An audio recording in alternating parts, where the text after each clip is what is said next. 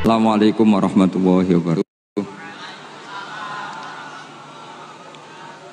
Bismillahirrahmanirrahim. Tabarakalladzi nazzalal furqana ala 'abdihi liyakuna lil 'alamin nadhira. Allahumma shalli wa sallim ala sayyidina Maulana Muhammadin wa ala alihi wa sahbihi asma'in, amma ba'du. Yang sangat kula hormati keluarga besar Raden Asnawi sedanten mawon, mulai Gus Hafid bin Ni'am bin Zuhri bin Raden Asnawi sedanten keluarga santri. Niki kudanan nggih niati dudusan nonton mawon. Terus riyen wonten cerita udan niku rahmat. Jadi nak sampean melayu saking udan berarti melayu saking napa? Rahmat. Terus niki terus cara berpikir niku udan niku rahmat, terus termasuk tobat sing sah niku dawuh Imam Ghazali kon adus nganggo banyu udan sing ceblok langsung, mergo nak liwat kenteng kadang kentenge iku hasil sumbangan proposal.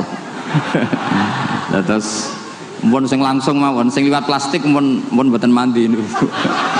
Mboten mandi niku sing niku mau sama niku. Terus dulu di antara syarat tobat niku dawuh Imam Ghazali niku adus udan sing perawan, maksudnya sing asli ceblok saking pundi? Langit niku langsung sampean umbe. Nak tepak nggih tobat, nak mboten tepak nggih lara niku. Mergi asli. Terus kula matur nuwun sanget jenengan hormat teng Raden Asnawi. Beliau sekarang generasi keempat nggih, wonten sing generasi ketiga. Nasab kula kepanggih Raden Asnawi teng Asnawi sepuh. Terus Raden Asnawi gadah bah namine Abdullah Husnen, terus Ibu Ayu Sofia niku binti Asnawi sepuh. Kula buyut kula kandung damaran niku Hafsah binti Maksum bin Soleh bin Asnawi sepuh. Kenapa saya cerita dzurriyah nggih? Terus satu peradaban, gini bahasa Indonesia mohon nggih. Kersane gaul. Satu peradaban itu yang bisa bangun itu dzurriyah. Dzurriyah itu komunitas gen. Meskipun nanti komunitas gen itu bisa disadap atau dibajak oleh orang-orang yang tidak gen. Jadi agak ilegal tapi itu sah.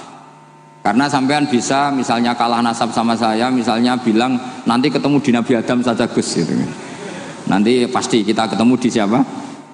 Nabi Adam. Terus kedua, kekalahan nasab itu udah abadi, karena nanti setelah jenengan ditanya di kuburan bapak kamu siapa, itu disuruh jawab Nabi siapa? Ibrahim. Terus kekalahan nasab sampai nanti berakhir di kuburan, karena nanti dijawab siapa bapak kamu, disuruh jawab siapa? Nabi Ibrahim. Jadi yang punya bapak Karmen apa itu sudah selesai, sudah gak dipakai lagi. Nanti pakai siapa? Nabi siapa? Ibrahim. Nah, kenapa saya cerita bahwa nasab gen itu akan disatukan oleh satu visi ilmiah yang objektif. Gini ku dawuh Nabi Yusuf, wattaba'tu millata abai Ibrahim wa Ishaq wa Yaqub. Terus dawuh Nabi Yusuf, maka nalana an nusyrika billahi min syai'. Jadi saya ngikuti leluhur saya. Ini dengerin ya, saya ngikuti leluhur saya, yaitu Nabi Yakub bin Ishak bin Ibrahim. Leluhur saya itu siapa? Maka nalana an nusyrika billahi min syai', yaitu keluarga besar yang tidak pernah melakukan kemusyrikan. Ya, keluarga besar kami punya tradisi tidak pernah melakukan kemusyrikan. Dan bahkan itu dibahasakan tidak mungkin kita ini melakukan kemusyrikan. Maka nalana itu kira-kira kalau bahasa Indonesia itu kita ini tidak mungkin melakukan kemusyrikan.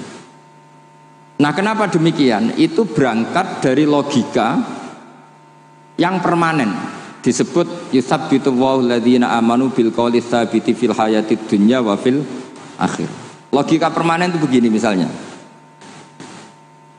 kita ini kan hidup dari bapak dari ibu terus sampai Nabi Adam. Kemudian setelah Nabi Adam ini berakhir, berakhir. Kemudian kita mau tidak mau berpikir Nabi Adam itu siapa? Terus diterangkan ternyata Nabi Adam itu satu makhluk hidup yang mulanya dari tanah. Lewat wahyu Allah, lewat titah Allah kun, kemudian jadi manusia yang bernama Adam.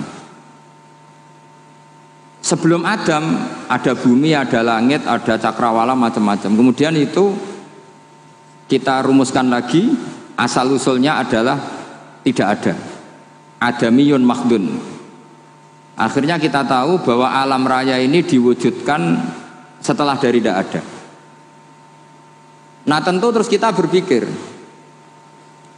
dari tidak ada menjadi ada itu pasti penyebabnya adalah sesuatu yang ada. Nah yang ada itu disebut wajibil wujud. Karena wajibil wujud ini wujud sendiri, nggak ada saingannya. Karena Allahu wala syai'amahu, Allah ada dan tidak ada pesaingnya. Maka kita ini berpikir nggak mungkin ada kekuatan manapun yang menyamai Allah. Sehingga nggak ada Yesus mungkin menyamai Allah, nggak ada Fir'aun, nggak ada Lata, nggak ada Uzza. Makanya disebut maka nalana an nusyrika billahi min syai'.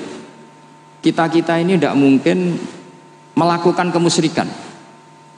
Sama ndak usah tanya saya, Gus, tapi orang menjadi musyrik itu kan mungkin. Jawabannya itu tetap nggak mungkin. Kemusyrikan itu satu teori yang nggak mungkin. Tapi kalau orang musyrik itu mungkin. Memang tapi kan kita kenal Raden Asnawi itu dari sisi yang kitab beliau.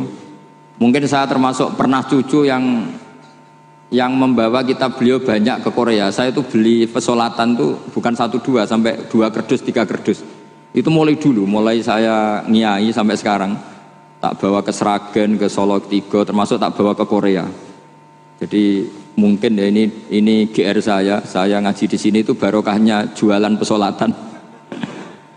Tapi bukan jualan yang cari laba enggak, karena tak gratiskan, tapi itu dagang akhirat lah kira-kira gitu. Jadi kalau saya masuk neraka kita ora pantes wong bakul pesolatan kok masuk neraka gitu. Kayak itu enggak pantes itu. Karena saya termasuk orang ya yang cara berpikir itu optimis. Dulu di sini ada orang alim alama namanya Raden Asnawi. Terus kemudian sejarah agak berpolemik, ada yang mengatakan beliau itu muridnya Syekh Nawawi, ada yang mengatakan tidak. Apapun itu yang saya yakini adalah beliau ya saling istifadah lah, saling bermanfaat bagi Syekh Nawawi Banten. Saya punya catatan sejarah banyak tentang Raden Asnawi karena guru-guru kita itu akan ketemu di Syekh Nawawi Banten. Yaitu kita tahu misalnya saya ngaji Mbah Mun ngaji Mbah Zubair misalnya ngaji Syekh Fakih Mas Kumambang, ngaji Mbah Mahfud, terus ngaji Sayyid Abi Bakar Sato, terus ngaji Sayyid Zaini Dahlan. Kalau keluarga sini mungkin misalnya Gus Hafid, Mbah Niam, Mbah Zuhri, terus Raden Asnawi. Raden Asnawi kita tahu nikah dari istri mudanya Syekh Nawawi yaitu Nyai Hamdana. Saya sering diceritani Mbah Mun, terus Nyai Hamdana punya anak yang namanya Zuhriyah dari Syekh Nawawi. Kemudian setelah dinikahi Raden Asnawi punya anak namanya Zuhri, Minan, Niam, terus sampai ke Gus Hafid itu, Hafid bin Niam. Kenapa saya cerita ini? Karena kealiman itu adalah sesuatu yang dibanggakan Allah. Imam Amudi itu ulama ahli matematika. Jadi ada ulama itu ahli matematika. Dia nggak pernah ngajarkan pesolatan, zakat, sholat, tapi dia ngajar matematika. Kemudian dari matematika itu beliau menjadi ahli tauhid. Sehingga nanti Mungkar Nakir itu nggak akan tanya dia marabbuka wa manabuka, karena dia punya rencana. Yang ngajar tauhid itu saya kata. Jadi kalau dia akan marabbuka, pangeran kamu itu siapa? Malaikat malah dilawan. Kamu pernah ngajar tauhid? Saya ini guru tauhid. Singkat cerita, saking keramatnya Imam Amudi, kata Allah, ya Amudi, presentasikan ilmu tauhid yang lewat jalur matematika ke semua malaikat saya. Semua malaikat saya tahu cara berpikir matematis. Karena malaikat itu imannya itu iman mauhibah, karena dia malaikat, ya iman karena tahu neraka, tahu surga, terus dia iman. Kalau kita ndak, kita iman tuh pakai logika, jadi lebih keren. Loh betul.